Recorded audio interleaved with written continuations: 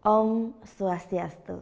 Halo, selamat pagi pemirsa. Net Bali kembali hadir menyapa Anda pagi ini. Tentunya dengan membawakan berbagai berita menarik dan juga inspiratif. Semuanya kami rangkum selama 1 jam ke depan hanya di Net Bali. Hasil tes urin dan barang bukti serbuk putih di dalam tas Jamie Murphy, remaja Australia yang ditangkap aparat Polsek Kuta, dipastikan negatif. Tim kuasa hukum kini sedang berupaya mengeluarkan Jamie dari kantor polisi.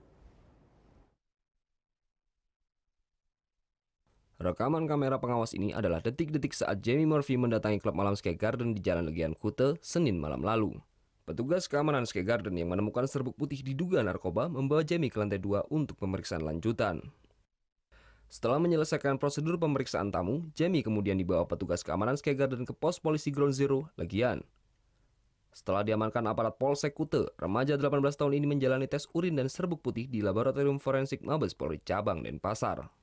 Setelah 2 hari menjalani pemeriksaan intensif di Mapolsek Kuta, hari ini tim kuasa hukum Jamie menyatakan hasil tes urin maupun serbuk putih kliennya negatif.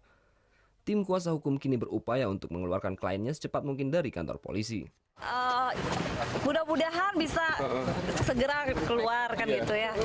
Tapi saya nggak bisa jamin juga apakah hari ini atau mungkin besok. Secara formalnya sih kita belum dapat, tapi ya hasilnya sudah sesuai dengan yang kita harapkan.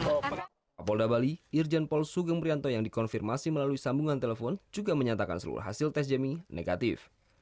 Jamie Murphy, remaja 18 tahun asal Perth, Australia ini diamankan aparat Polsek Kuta Senin malam setelah kedapatan membawa serbuk putih yang diduga narkoba di tempat hiburan Sky Garden. Muhammad Hasanuddin melaporkan untuk NET.